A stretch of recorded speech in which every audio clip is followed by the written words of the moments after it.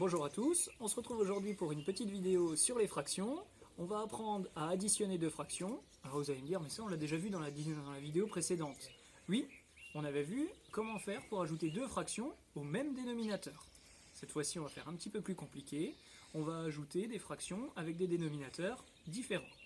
Par exemple, mon cake est toujours coupé en 6. Je vais prendre 1/6 du cake. 1/6, c'est une part quand le cake est coupé en 6 parts égales. Voilà, 1/6 du cake. Je vais maintenant prendre 2/3 du cake complet. Alors, remettons ceci en place. Si je veux des tiers, il ne faut plus couper mon cake en 6, mais il faut le couper en 3. Découpons-le en 3 parts égales. Voici une part. Voici une deuxième part au milieu et une troisième part ici. Dans mon autre assiette, je vais donc prendre, j'ai dit 2/3, donc un morceau quand c'est coupé en 3, et un deuxième morceau quand mon cake est coupé en 3. À ça, je vais additionner le petit morceau ici, qui représente 1/6 du cake. Qu'est-ce que j'ai au total dans mes assiettes? C'est difficile à ajouter là pour le moment. Rien n'est à la même taille. On voit qu'on n'est pas à faire au même découpage. Oui, mais regardez ici. 1/3 de cake, c'est pareil en fait que 2/6. Donc, j'ai affaire à 2/6, 2/6, 4/6, plus 1/6, donc à 5/6.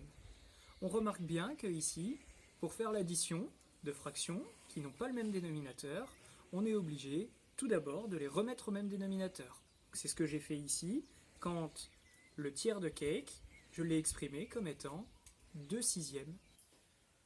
On se retrouve maintenant sur le tableau pour voir comment faire le calcul de 2/3 plus 1/6. On l'a vu tout à l'heure, 2/3, je coupe mon cake en 3 et j'en prends 2 parts. Voilà ce que représente 2/3.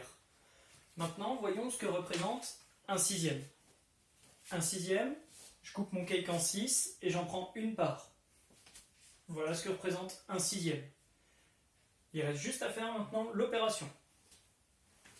Faisons maintenant l'opération. Alors, je ne fais pas directement les additions, hein. On a dit dans la vidéo, les 1/3, je vais essayer de les rapprocher au 6e. Donc les 1/3, je vais les transformer en 2/6. Voilà. Première chose à faire, je transforme.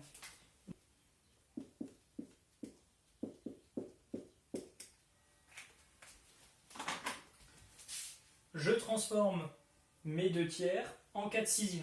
C'est ce que j'ai fait. Et ensuite, je vais ajouter 4/6 et 1/6. Combien est-ce que cela fait? Bien évidemment, à la fin, on obtient 5 parts. Donc 5/6. Je n'oublie pas de commencer par tout mettre au même dénominateur. Et ensuite seulement, je fais mon addition. Je fais bien attention à ça.